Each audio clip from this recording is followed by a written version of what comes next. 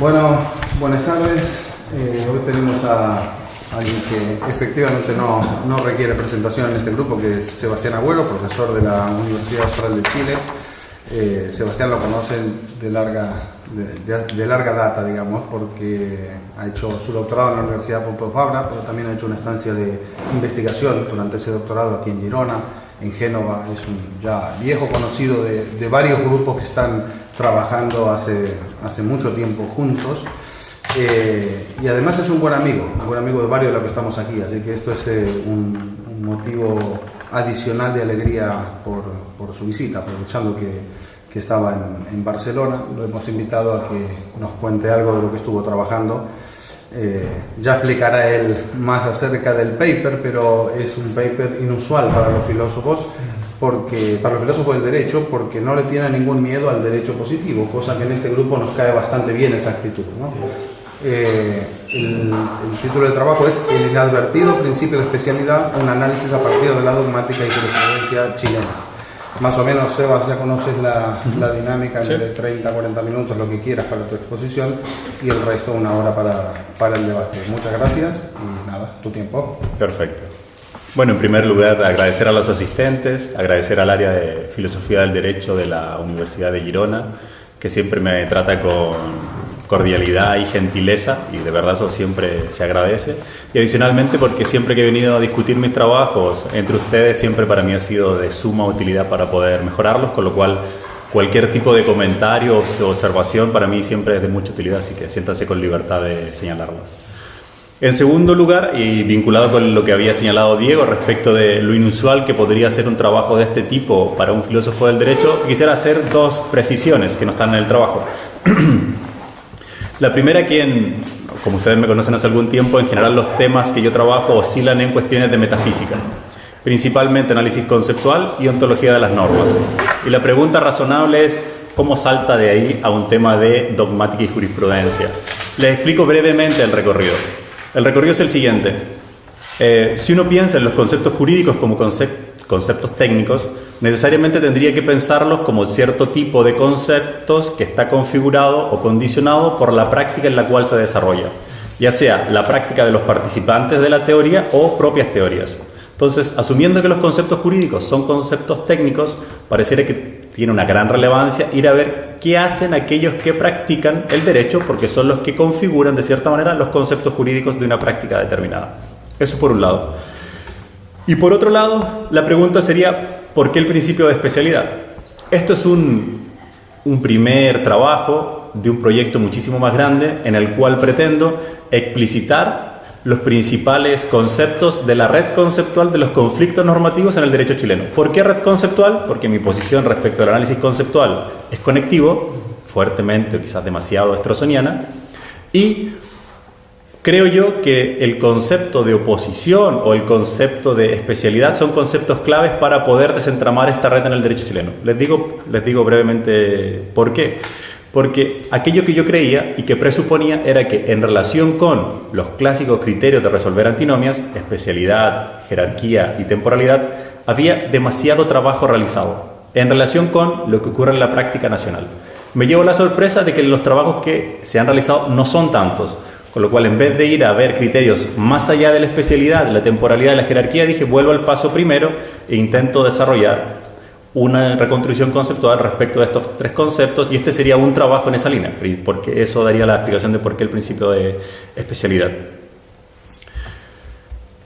Ahora bien, como último punto de estas precisiones, en algún sentido, este trabajo tiene esta oscilar entre que podría ser el más teórico que he presentado o a la vez el menos teórico que he presentado. El menos teórico en el sentido de que no son cuestiones de discusión general en la teoría del derecho, pero sí es muy teórico en el sentido de que voy a ver qué pasa en la práctica jurídica, voy a ver qué señalan los dogmáticos, voy a ver qué dicen los tribunales de justicia, y a partir de ahí intento teorizar.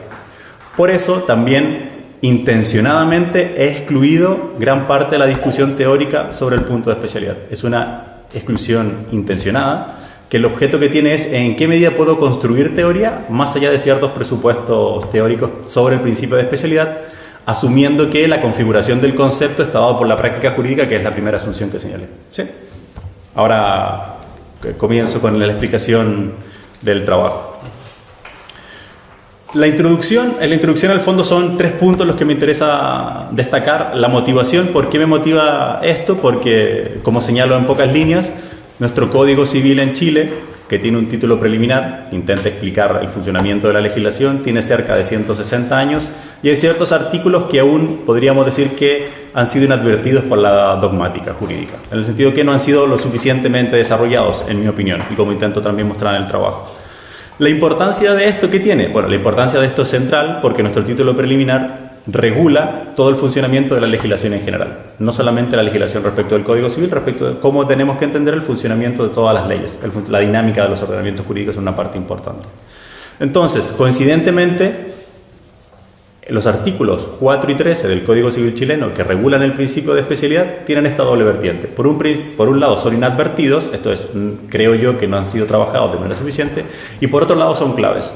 Porque como señalo ahí, son artículos que luego nos permiten entender la idea de especialidad más allá del Código Civil, sino que cómo se relacionan, y pongo ejemplo, el Código de Comercio, el Código de Procedimiento Civil, el Código de Aeronáutica, ayudan a comprender el funcionamiento de otras instituciones que son claves dentro de un derecho nacional cualquiera sea este. ¿Cuál es el recorrido que propongo? Tal cual como dice el título, primero intentar reconstruir qué señala la dogmática en relación con el principio de especialidad y principalmente la explicación de estos 2 artículos, y luego qué señala la jurisprudencia, y reconstruir cómo la jurisprudencia en cierta manera complementa aquello que dice la dogmática. Si nos centramos en qué dice o qué ha dicho la dogmática,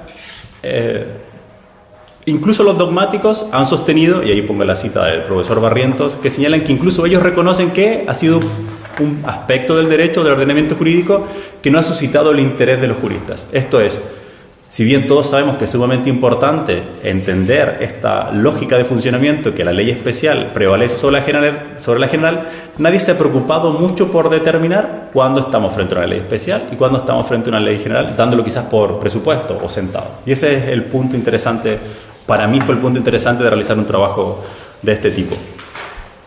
La relevancia del título preliminar del Código Civil, ahí señalo algunas citas donde dicen, bueno, regula a la legislación en general, para algunos tendría cierto valor constitucional o metalegal a lo menos, y para otros sería, y juristas más tradicionales sostienen que cualquier teoría de la ley en nuestro ordenamiento jurídico se debería discutir a partir del título preliminar, que coincide más o menos con el título preliminar de los temas que trata, no los contenidos, la prelegge italiana o el título preliminar español y probablemente en algunos otros códigos latinoamericanos.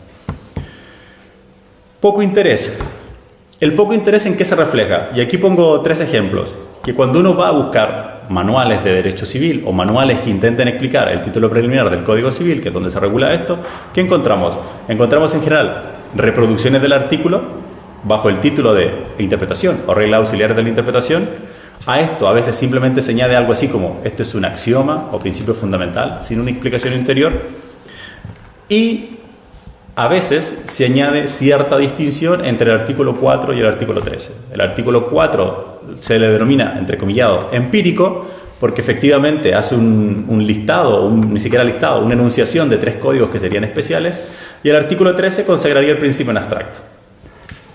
Si prefieren, les recuerdo el contenido de los artículos. El artículo 4 sostiene las disposiciones contenidas en los códigos de comercio, de minería, de ejército y armada y demás especiales se aplicarán con preferencia a las de este código, que es el Código Civil.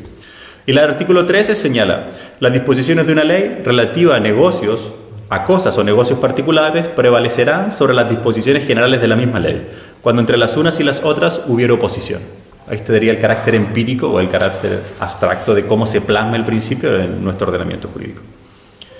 Ahora bien, pese a que quizás los insumos dogmáticos los podríamos encontrar o yo evaluar al menos como insuficientes, sí es posible al menos reconstruir algunos criterios generales, y estos son los que paso a presentar, que en el fondo serían 4. Fundamentos sería la respuesta al por qué. ¿Por qué habría que preferir lo especial frente a lo general? Conteste la dogmática en sostener que porque es un principio general indiscutible. Y adicionalmente a ello, habrían 2 criterios. Uno, por ámbitos de especialidad. Esto es que en ciertos ámbitos sociales producen cierta necesidad de regulación especial. Y por otro lado se presupone que para regular ciertos ámbitos es necesaria una mayor investigación.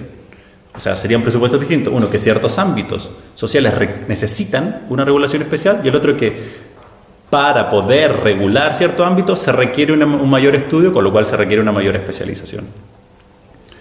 ¿Cuáles serían? Esa sería la idea de los fundamentos, 3 fundamentos. Respecto de los ámbitos de aplicación, aquí hay una discusión que me parece interesante y que se podría desarrollar mucho más a partir principalmente del contenido del artículo 4, que la doctrina estaría de acuerdo en sostener que la idea de que, si bien la ley especial prevalece sobre la general, esto no es dentro de todo el ordenamiento jurídico, sino que habría que distinguir ciertos ámbitos dentro del ordenamiento jurídico.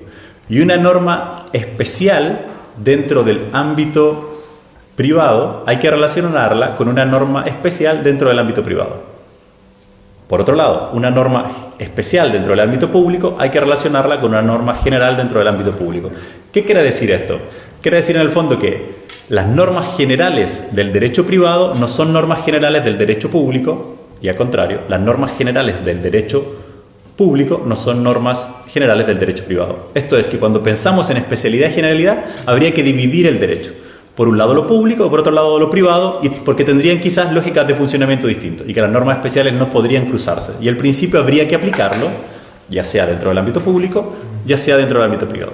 Aquí, y también veníamos discutiendo con Diego, creo que hay muchas cosas para sacar que aún no han sido lo suficientemente desarrolladas respecto de cómo podemos distinguir estos dos ámbitos y cuáles serían las lógicas que hay detrás de estas concepciones. Otra distinción interesante es no confundir especialidad con supletoriedad, porque serían principios distintos. La supletoriedad más bien está vinculada cuando estamos frente a un vacío laguna. Y aquí vuelve la idea de decir, bueno, sí, está bien, pero las normas generales del derecho privado solo son supletorias del derecho privado. Las normas generales del derecho público solamente son supletorias del derecho público, y el Código Civil, por ser la supletoria de las supletorias en algún sentido, solo sería aplicable en el ámbito público cuando hay reenvío expreso del legislador, con lo cual ahí estaría establecida expresamente la excepción. Respecto del artículo 13, la discusión es menor y más o menos los autores están contestes en señalar que ya se presenta en disposiciones de una misma ley, en distintas leyes, pero el presupuesto clave es que hay algún tipo de oposición entre la general y la particular. Respecto de la función, también existe acuerdo en señalar que serían reglas de interpretación de primer y segundo orden. Y aquí también me parece que hay otra cuestión interesante a pensar o discutir, en el sentido de, ¿son de primero o segundo orden? Se piensa que son de segundo orden en general, ¿por qué? Porque las de primer orden darían contenido a las disposiciones, a los textos. Tenemos significados, tenemos normas. Pero luego tenemos que estas dos normas están en oposición. Recordemos que la idea de oposición o conflicto normativo se da entre los sentidos, no entre los textos. Con lo cual tenemos que tener dos normas para que haya oposición. Y luego decimos que frente a estos dos textos, si no sabemos muy bien cuál aplicar y tendemos a pensar que uno es general y el otro es particular, tenemos que preferir el especial. Por eso sería una meta regla o regla de segundo orden al momento de aplicar el derecho. Esto también puede ser luego problematizado.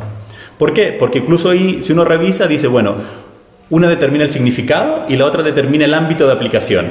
Y uno podría repensar esto, en qué medida el ámbito de aplicación podría ser vuelta al significado, pero dejémoslo ahí. Pero es interesante la idea de cómo puede ser una regla o una meta regla. Respecto de los efectos, y ya para terminar el punto de la dogmática, generalmente o principalmente la discusión se ha centrado en esta clásica discusión dogmática de si una norma general posterior puede derogar a una especial anterior. Porque habría acuerdo en que una especial posterior deroga a la general anterior. Aquí se han señalado distintos argumentos hacia un lado y hacia otro, respecto de decir que sí, que una general posterior podría derogar perfectamente a una especial anterior, y argumentos para el otro lado, decir que la general posterior nunca podría derogar a la especial anterior. ¿Qué nos queda de esto entonces? Nos queda que al menos podemos señalar que los pocos insumos dogmáticos nos permiten una reconstrucción de algunas alusiones a los fundamentos del principio, alguna alusión al ámbito de aplicación del principio, alguna alusión a para qué sirve el principio y alguna alusión a cuál sería el efecto, pero centrado principalmente en este punto de la derogación. Una precisión importante en relación con la derogación es que en español derogación es ambigua y tiene dos sentidos. Un sentido vinculado con la pérdida de vigencia, que es el general que casi todos manejamos y conocemos, pero a veces la palabra derogación se ocupa para expresar aquello que produce la ley especial sobre la general. Cuando la ley especial desplaza en su aplicación o inaplica la ley general, se habla en ocasiones de derogación. Ejemplo de esto, si quieren revisarlo, en el mensaje en el Código Civil Español hubo una reforma importante al título preliminar a principios de los años 70, no recuerdo exactamente, 73, 74. Y aquí en el mensaje dice expresamente esto, que la ley especial deroga a la ley general, pero no en el sentido de pérdida de vigencia, sino que en el sentido de simplemente deja de aplicarse. Por eso hay que tener cuidado con esto. La discusión en Chile se ha centrado principalmente en derogación como pérdida de vigencia, porque el otro ya se da por sentado. Ahora bien, ¿qué nos queda? Nos queda que, si bien la dogmática ha tratado temas importantes, aún quedan preguntas tan importantes como ella, o más importantes que ellas, que responder. Por ejemplo, lo que dije al comienzo, cómo diferenciar entre la norma general y la norma especial. Por ejemplo, cómo aplicar el principio, desarrollar más la idea de los efectos y desarrollar más la idea de consecuencias. Por ejemplo, la transgresión, que es lo que intento realizar yo al realizar una presentación ordenada de la jurisprudencia. Como cuestiones metodológicas, podríamos llamar, antes de entrar en el análisis de la jurisprudencia, me gustaría realizar dos precisiones.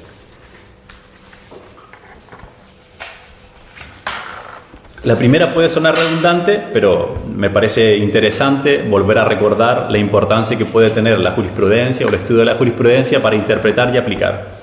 Para interpretar, porque podría orientar nuestra interpretación de ciertas disposiciones, y para aplicar, porque aquí cito a Michele Tarufo, para aplicar nos dan argumentos justificatorios para la elección de ciertas interpretaciones frente a otras, y eso es sumamente relevante, sobre todo en un trabajo para mí de este tipo. Y lo otro que es sumamente clave, y por ejemplo Ricardo Guastini, un gran defensor de esto, nos muestran cuál es el derecho vigente. Si uno va a revisar la jurisprudencia, porque el derecho vigente como idea de aquel derecho que efectivamente o actualmente están aplicando los operadores jurídicos. Ese es el derecho vigente. Entonces, la jurisprudencia, ese es el rol de por qué quizás me centro también, y ustedes han visto en el texto, más en la jurisprudencia que en la dogmática. Hay más hojas dedicadas al trabajo, a la reconstrucción jurisprudencial que a la reconstrucción dogmática. Respecto de consideraciones de otro índole, pero igualmente metodológicas, es simplemente explicitar esto, de que siempre me parece interesante cuando uno hace una labor jurisprudencial, explicitar de dónde saca la muestra.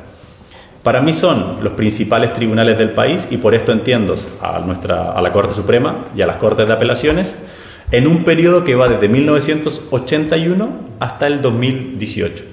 ¿Por qué inicio en el 1981? Porque entra en vigencia la Constitución Política de la República, que actualmente está vigente. Entonces, entendería que habría algo así como un orden jurídico en ese periodo. Entonces, ¿cuáles son una vez que tengo esta muestra, que pongo en una nota a pie que este trabajo está construido en la primera muestra? Esto es, tengo ciertos criterios, voy a ver qué encuentro y saco una primera muestra. Criterios más búsqueda igual muestra. ¿Por qué digo esto? Porque luego, al ver que las sentencias me parecían aún un poco insuficientes, hice una segunda muestra de sentencias y aumentó mi caja de muestras de sentencias. Entonces, todos los insumos que ustedes me ayuden, que ustedes me entreguen, me va a ayudar a poder incorporar de mejor manera esta segunda muestra de sentencias en este trabajo, y ya con eso intentar cerrarlo. Una vez que tengo la sentencia, ¿qué hago? La leo y me dedico a buscar centrarme principalmente en los argumentos que son el fundamento directo de la decisión. Esto es, si el principio de especialidad se ha señalado en la sentencia, pero es un fundamento indirecto, al menos yo no lo consideré en la reconstrucción. Con lo cual, saco todos los fundamentos accesorios y saco todos los votos disidentes. Y me centro en aquellos argumentos que efectivamente motivan el fallo. Y por otro lado, en algunos casos, aquello que hago es, si bien puede haber una mera alusión al principio de especialidad, al leer la sentencia me doy cuenta que hay cosas que se derivan de lo que sostiene el tribunal. Esto es, no solamente lo que expresamente dice, sino que aquello que se desprende de lo que dice, y también lo considero en algunos casos. Y eso sería como las precisiones metodológicas respecto de cómo hice la revisión jurisprudencial. Ahora, en relación con la jurisprudencia, la dividí, si mal no recuerdo, en 4 apartados. El primero son generalidades, y en estas generalidades tiende a coincidir lo que señala la jurisprudencia con lo que señala la dogmática. ¿Habría coincidencia dogmática en qué? Es un principio que orienta todo nuestro ordenamiento jurídico. En el caso chileno está consagrado en los artículos 4 y 13 del Código Civil.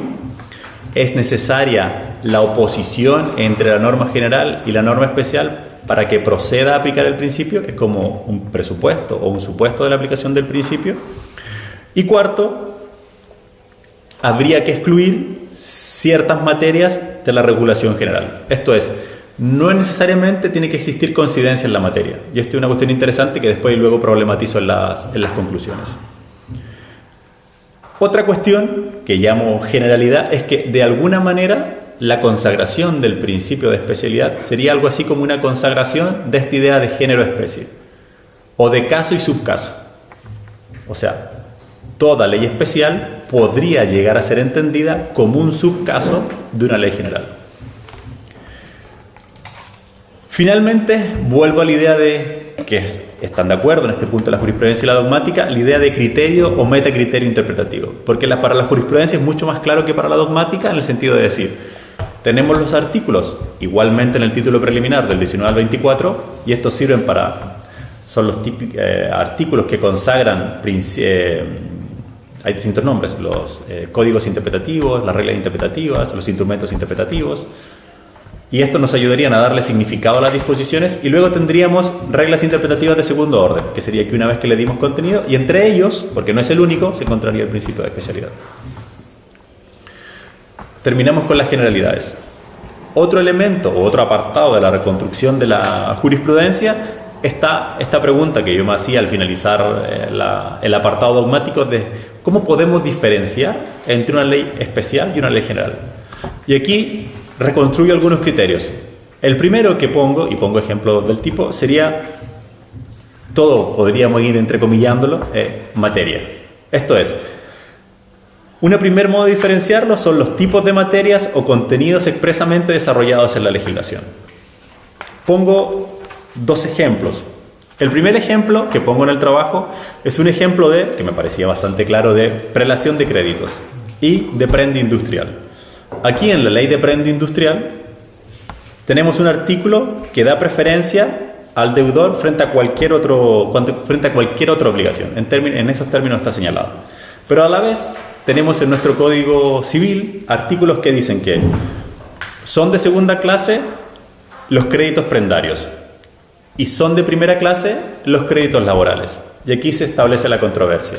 ¿Qué hacemos cuando hay una prenda industrial, que sería un crédito prendario de segunda clase, y tenemos a alguien que está reclamando prestaciones derivadas de cuestiones laborales? Sí, además hay otro artículo del Código Civil que señala que las prestaciones laborales son de primera clase. Ahí está ese sería como el caso, en pocas palabras. Bueno, ¿qué señaló la jurisprudencia? Señaló que le parecía a ellos entendían que al ser una norma especial, la ley sobre prenda industrial debería tener una aplicación preferente al Código Civil. Vemos, hay una ley de prenda industrial, está el Código Civil, ley especial por regular esta materia. Otro caso que me parece interesante y mucho más divertido en algún sentido, en la antigua ley de matrimonio civil chilena, que es de finales del 1800, se presentó un caso bajo esta ley. Las partes alegaron la nulidad del contrato de matrimonio aduciendo un artículo del Código Civil que dice que los contratos podrán ser nulos por el consentimiento de las partes. Esto se aplica para contratos onerosos. Entonces, ¿qué dijo la Corte? Que dado que la ley de matrimonio civil no contemplaba esta causal de nulidad del contrato, no podría considerarse la idea de que fuese susceptible la nulidad del contrato por esta vía. Pero a mí me pareció sumamente ingenioso el recurso porque en Chile en ese tiempo no había divorcio, y las personas a través de una figura de la nulidad intentaban disolver el vínculo matrimonial. Pero esta idea de recurrir a este artículo del Código Civil como un contrato oneroso me pareció muy, muy interesante. Y la ley lo descartó. Pero si piensan además la lógica que puede haber detrás, puede ser la lógica que discutimos al principio. Matrimonio, ámbito público, ámbito privado. ¿En qué medida el código supletorio cuando la ley de matrimonio civil no dice nada al respecto? Por eso lo pongo entre los ejemplos a señalar. Si bien a simple vista podría parecer un criterio relativamente claro el de la materia, lo que intento explicitar ahí que es sumamente problemático. Y pongo un ejemplo en el cual la jurisprudencia en general se ha dividido respecto de cómo entender esto. Precisión para los lectores del texto. Si se fijan en algunas citas y los nombres de las leyes están escritas con I latina. Y porque son leyes chilenas de la segunda mitad del 1800. Y esa era la gramática imperante en esa época. No es que haya habido una falta ortográfica de mi parte o del legislador, sino que era la gramática que dominaba en esa época en Chile. Con lo cual estas I latinas en vez de la Y y la J en vez de no recuerdo qué letra, son errores ortográficos ex post, pero en el momento eran escritura correcta del español vigente en Chile. ¿Cuál sería este caso problemático? Es sobre prescripción de instrumentos crediticios. Hay una ley transitoria, hay un artículo transitorio de la ley sobre pagarés y letras de cambio que dice que vuelvo a explicarlo, es un problema de prescripción de instrumentos mercantiles o crediticios más problema de ley en el tiempo. Ese es el tema y problema de ley en el tiempo. ¿Qué nos dice? Uno va a revisar la ley de pagaré y letras de cambio y tiene un artículo transitorio y el artículo transitorio dice que, bueno, los instrumentos se regirán por la ley vigente al momento de suscribirlos. Perfecto. Y salvo con la excepción, dice, de ciertos protestos de estos mismos documentos. Ahora bien, en Chile hay una ley que me parece muy interesante y ojalá tuviese más tiempo para estudiarla, que es la ley sobre el efecto retroactivo de las leyes, que es una ley que lo único que intenta regular es el efecto de las leyes en el tiempo. Y tiene un artículo 25, y este artículo 25 regula la prescripción. Y en el fondo, en pocas palabras, dice que las personas podrán elegir el plazo de prescripción de una ley o de otra ley según su conveniencia. Entonces ahí surge la contienda del caso ante el tribunal. Es decir, tenemos una ley que cambia la regulación en materia de letras de cambio y pagaré, tiene una disposición transitoria que si bien es genérica es una sola excepción, y la pregunta es, ¿cuál es la especial? Tenemos una ley que específicamente regula los efectos de la ley en el tiempo, pero por otro lado tenemos un artículo transitorio. ¿Qué hacemos? Y aquí la Corte en algún momento osciló respecto de cómo fallar la cuestión. Eso es lo que les intento señalar. La primera solución, o solución 1, dice, bueno, tenemos que pensar en la materia. Y pareciera que si pensamos en la materia, la norma especial sería la norma de la ley sobre el efecto retroactivo de las leyes, porque es la que regula los problemas de la ley en el tiempo. Y dice, además, la otra hace una regulación general, porque dice, bueno, solamente hace la especificación de los protestos. Luego cambia la línea jurisprudencial y dicen lo contrario, dicen, pareciera que la ley dice claramente que pretende regular todas las disposiciones aplicables, esto es, intenta abarcar todos y cada uno de los casos con la única excepción de los protestos, con lo cual al regularlo taxativamente habría excluido, por así decirlo, la aplicación de cualquier otra norma. Y el otro argumento es que de otra manera de entender este artículo transitorio sería completamente ineficaz. Pero en el fondo, ¿qué me interesa mostrar? Me interesa mostrar que si bien en principio la idea de materia o contenido regulada puede ser es pertinente en una primera vista, resulta sumamente problemática al momento de desarrollarla un poco más, y lo cual muestra también cómo la jurisprudencia en algunos casos ha tenido cierta oscilación. El segundo elemento para distinguir la general y especial le he denominado el contexto. ¿Qué quiere decir esta idea de contextos? En pocas palabras sería el lugar donde se encuentra ubicada la disposición, en un sentido. Y aquí pongo un ejemplo que luego vuelvo a ocupar, que es, en el Código del Trabajo chileno hay dos conceptos de remuneración. Hay un concepto de remuneración en el artículo 41 y hay un concepto de remuneración en el artículo 172 y no son iguales. ¿Cómo surge un caso? Queremos saber, para efectos de indemnización por despido injustificado, cuál es la remuneración que permite luego hacer el cálculo de la indemnización. Vuelta a la controversia. Este caso, además, para los teóricos del derecho podría tener un interés adicional por toda esta discusión de ¿hay conflicto entre normas constitutivas? Que es una pregunta que se mantiene abierta. Y aquí pensamos que son dos definiciones que sería como el ejemplo clásico de norma constitutiva, y efectivamente producen una controversia, al menos una controversia judicial. Podemos luego especificar qué entendemos por norma constitutiva y precisarlo un poco más, pero al menos hay un caso que ha producido controversia judicial, y curiosamente en Chile este es el caso respecto del cual probablemente encontré la mayor cantidad de sentencias. No sé, fácilmente serán unas 15 o 20 sentencias que intentan tratar el punto, y se ve claramente un primer periodo de la Corte, más a favor de los empresarios, un segundo periodo de las resoluciones de las Cortes más a favor del trabajador. Tenemos dos artículos que definen remuneración. ¿Cuál sería el caso entonces? ¿Cómo se resuelve? Y ahí va la idea del criterio del contexto. Dicen, bueno, veamos en qué parte están insertos, en qué título. Aquí hay otra precisión que es importante realizar, porque, a lo menos en Chile, cuando se nos pasan algo que se denomina como geografía de códigos, si mal no recuerdo en mis estudios de Derecho Civil, los códigos se componen de, en el caso del Código Civil chileno, título preliminar y título final. Y entre medio hay libros. Y los libros se integran por títulos. Y los títulos se integran por párrafos. Y los párrafos se integran por artículos. Y los artículos se integran por incisos. Si mal no recuerdo, en España parece que la nomenclatura es distinta, por eso me interesaba hacer la precisión. ¿A qué me estoy refiriendo con título en este caso? Entonces, el artículo 41 está en el título de las remuneraciones, y el artículo 172 está en el título de la determinación del trabajo y su estabilidad en el empleo. Entonces dicen, bueno, si lo que queremos ver es cómo calcular la indemnización, pareciera más pertinente aplicar el 172, porque eso le da un sentido a la disposición, cierta finalidad. Porque la primera está más vinculada con el inicio de la relación laboral, que entender por remuneración al inicio del contrato de trabajo, y la segunda está más pensada en entender qué vamos a entender por remuneración al término de la relación laboral. Y ahí hay cierta línea jurisprudencial que se ha decantado por la solución más favor hacia el trabajador, incluyendo más prestaciones al momento de calcular la indemnización. ¿Okay?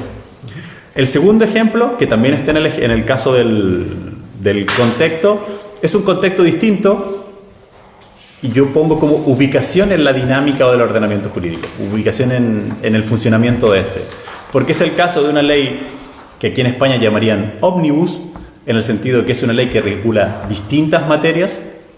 Entonces ya no nos sirve el argumento textual, porque es una ley que regula muy distintas materias, y dentro de todas esas materias que regula hay un caso específico, y este caso específico estaría principalmente determinado por regular ciertas cuestiones que tendrían cierto carácter excepcional y transitorio. Y la determinación del contexto sería un contexto distinto para mí, al menos en el sentido de la ubicación dentro de la dinámica de los sistemas jurídicos. O sea, si recordamos la idea de dinámica de sistemas jurídicos como sistemas jurídicos momentáneos, más un orden jurídico, este estaría en un sistema momentáneo y esa sería su ubicación. Y sería sumamente restringida, mucho más restringida que otras normas que tienen cierta capacidad de ser permeable en el sistema. Esta idea de que las normas de un sistema siguen al sistema siguiente. Esta por sí misma no seguiría al sistema siguiente, porque está específicamente pensada en casos de personas que no habían pagado un impuesto en un momento determinado, tenían cierto plazo para pagar el impuesto y un modo en el cual pagar ese impuesto. Entonces era súper restringido. Y esos serían los dos casos que les presentaría de contexto. Ahora, los casos que quedan son con base en otro criterio que denominé, no sé si afortunada o desafortunadamente, alcances. Alcances.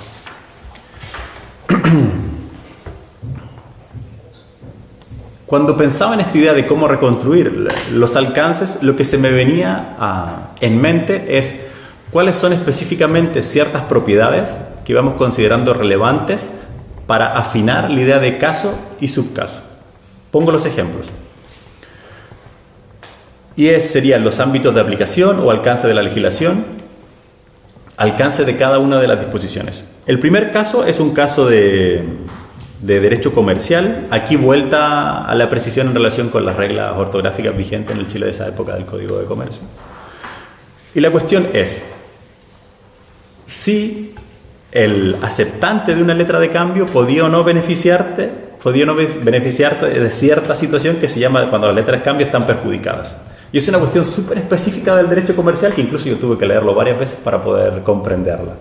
Porque estamos pensando en que un artículo regulaba cuándo las letras de cambio estarían perjudicadas, y el otro caso es mucho más amplio y habla de simplemente el perjuicio de los protestos futuros. Y aquí entra toda una precisión en la cual dice, bueno, si este caso específico es en relación con las letras perjudicadas, nos tenemos que centrar en él, y esa sería la norma especial, con lo cual va añadiendo tantas propiedades al caso que lo convierte en un pequeño caso distinto del otro. Lo curioso es que están dentro del mismo título, están dentro del mismo libro del Código de Comercio, están en títulos muy cercanos, pero esto aún no nos sirve para determinar cuál es la norma especial, sino que tenemos que ir perfectamente a determinar ciertas propiedades relevantes que estarían explicitadas obviamente en el texto de las disposiciones.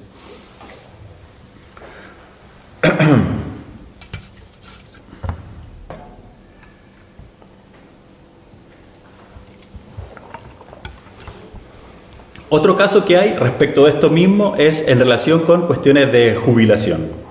Tenemos dos normas. Una establece el monto máximo al cual puede llegar la jubilación, que para ese caso eran 8 sueldos vitales escalada del Departamento de Santiago.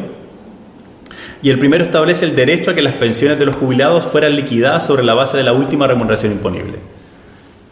Con lo cual, una en algún sentido establecía un tope y la otra no establecía el tope. ¿Qué hizo el tribunal?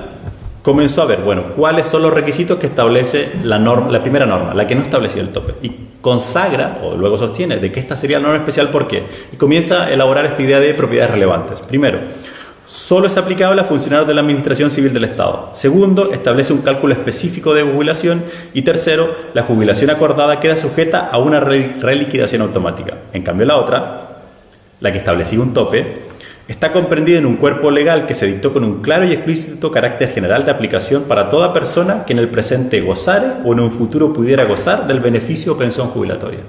Claramente, a medida que va precisando mayor cantidad de propiedades, vamos afinando el caso, y al ir afinando el caso vamos descubriendo o explicitando cuál es la legislación especial.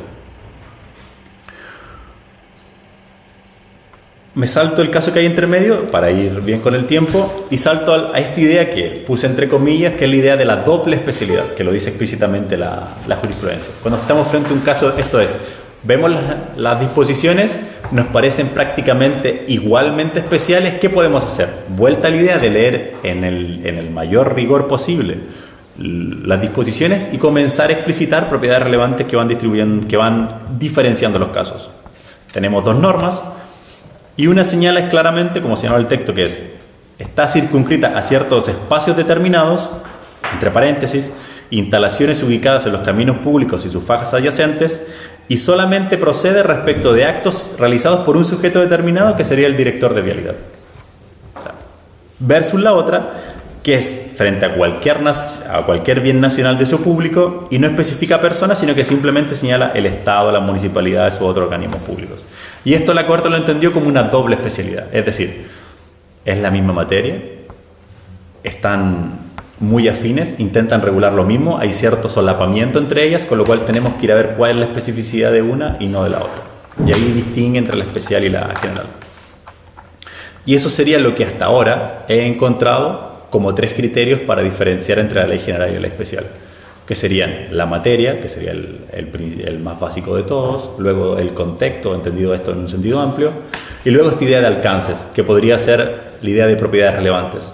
Pero esta idea de propiedades relevantes, me gustaría destacar esto, que no está del todo destacado en el texto, no es en abstracto en el sentido de simplemente ver la disposición. Porque si uno lee esta sentencia se da cuenta que esta explicitación de propiedades relevantes están intrínsecamente vinculadas con cuáles son los hechos del caso que se han probado. No es que el tribunal primero simplemente haga un listado de propiedades relevantes con la sola lectura de las disposiciones, sino que la lectura de las disposiciones más los hechos probados del caso les hace hacer el razonamiento de explicitar cuáles son las propiedades relevantes de las disposiciones. Otra idea interesante, que a mí me parece sugerente y la desarrollo luego o la problematizo al finalizar el trabajo, es que pareciera que el principio de especialidad, ¿cómo voy con el tiempo? Más 40, creo que 35. Llevo. Vale, me apuro. Principio de especialidad, interpretación relacional. Aquí, entonces voy a ir precisando puntos que me interesa destacar para la discusión. Aquí aquello que me parece sumamente relevante es en qué medida, al aplicar el principio de especialidad, los tribunales hacen un tipo de interpretación que yo etiqueté como relacional. En el sentido de que no es solo que se aplique la norma especial, sino que al aplicar la norma especial estamos ya condicionando el contenido, significado o alcance de la general. Eso por un lado. No es que olvidemos la general ya queda condicionada respecto a cómo tenemos que entenderla. Y por otro lado, que me parece también sugerente, es esta idea de modificación. Pongo un ejemplo en el cual en el Código Civil están reguladas la prescripción, está regulada cómo se interrumpe la prescripción, hay un listado de cómo se interrumpe la prescripción en términos civiles, y aquí lo que entiende la Corte es que cuando se dicta una ley en materia de derecho público, orgánica de municipalidades, se añade otra causal de interrupción de la prescripción civil y habría que entenderla como que complemente el artículo tanto, o lo modifique en el sentido que ahora en adelante este artículo del Código Civil debe ser entendido con lo que dice más cierto reenvío a esta ley de municipalidades. Y lo cual nos lleva a que otra cuestión, que quizás no está del todo enfatizada en el paper, esta idea de interpretación relacional es la general, la especial y cualquier otra que pudiese ser necesaria para comprender el caso, lo cual refuerza mucho la idea, que a mí me parece muy interesante, de que los jueces cuando resuelven algo siempre lo resuelven con el llamado sistema del juez. No es todo el ordenamiento jurídico, sino que es el conjunto de normas pertinentes para resolver la cuestión. Y este conjunto de normas pertinentes para resolver la cuestión tendrían cierta interacción entre sí, configurando el contenido de cada una de ellas una vez que solamente aplico una. Y eso me parece algo muy interesante para discutir. Finalmente, respecto de este punto, es decir, bueno, no siempre esta interpretación será relacional, si en algunos casos tendrá cierto límite. ¿Cuándo tendrá límite? Cuando la regulación especial es explícitamente detallada y no admite casos de otro tipo, esto es, no habrá que ni siquiera ver ni pensar qué dice la legislación general, simplemente se excluye. Como por el ejemplo que pongo aquí, que es en el ámbito procesal, donde las normas de procesal generalmente se entienden como normas de derecho público, y al ser normas de derecho público ni siquiera podrían ser modificadas o complementadas con normas generales. En el caso específico, vuelvo a un caso de ley de prenda, que excluye directamente la participación de un tercero en cierto tipo de juicios. Eso por un lado. Entonces, al ver la aplicación del principio de especialidad, es por un lado una interpretación relacional, pero no siempre relacional, porque en algunos casos limita la relación con los otros artículos y habría que excluirla. Respecto de los efectos del principio de especialidad, ya la idea de modificación ya la anticipé. Esto es que de alguna manera la norma especial modifica el contenido de la norma especial, y de ahí cobra mucho más sentido la idea de los códigos concordados. Esto es, los códigos más todos los artículos vinculados con el artículo que estoy revisando. Vuelta a la idea de la derogación y en qué medida hay que entender, o es posible, o se mantiene relativamente abierta la discusión de en qué medida es posible que la norma general posterior derogue a la especial, que la norma general posterior derogue a la especial anterior. Y la discusión al revés, que no se ha dado en esos términos.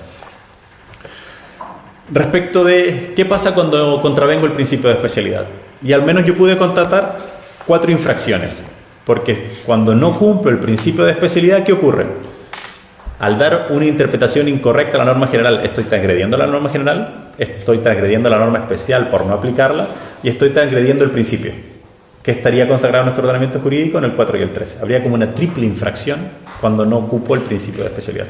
Y alguna jurisprudencia sostiene que, dado el contenido de nuestro artículo 19, inciso primero del Código Civil, esto es, cuando el sentido de la ley es claro, no se desatenderá su tenor literal a pretexto de consultar su espíritu. Dice que cuando hay leyes que son claras y usted no las aplica, además está vulnerando el 19, inciso primero. Con lo cual podría haber eventualmente una vulneración de cuatro reglas, si quieren verlo así. Finalmente, ¿qué pasaría en el escenario en el cual tengo leyes que son casi igualmente especiales y me resulta muy difícil poder determinar cuándo una y cuándo otra? Aquí lo que señalo es que lo que ha realizado en general la jurisprudencia es aumentar la carga argumentativa, y aumentar la carga argumentativa acudiendo a los instrumentos de interpretación que generalmente utilizamos. Y aquí es espíritu general de la legislación, el elemento histórico, el elemento lógico, el elemento sistemático.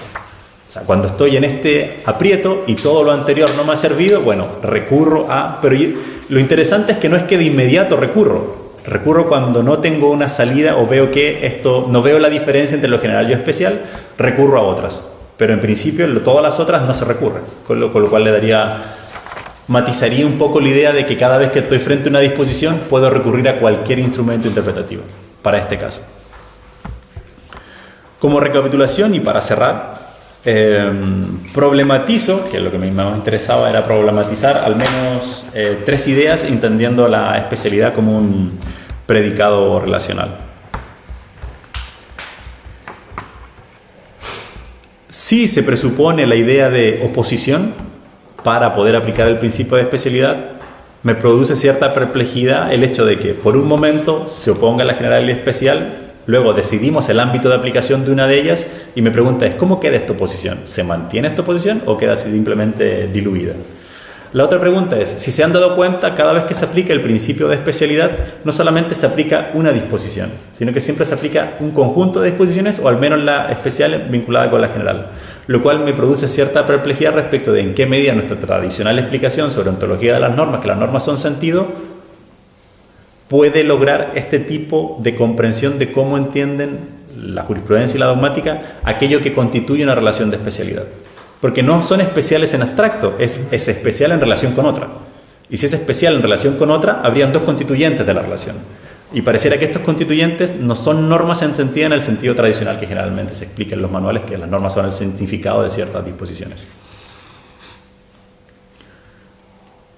Y finalmente, al ver también lo que ustedes han podido constatar, llega a tal punto a veces la especificación de propiedades relevantes vinculadas con los hechos del caso, no en abstracto, que esto me produce el típico problema del particularismo. En qué medida, al ir añadiendo simplemente más antecedentes, vamos especificando un poco más, con lo cual cualquier tipo de reconstrucción que realicemos sobre la dogmática y la jurisprudencia, aún así no podrá subsanar, ni siquiera atenuar el problema de cómo obtener soluciones estandarizadas, predecibles y eventualmente sujetas a la crítica racional. Muchas gracias por la paciencia y por todo.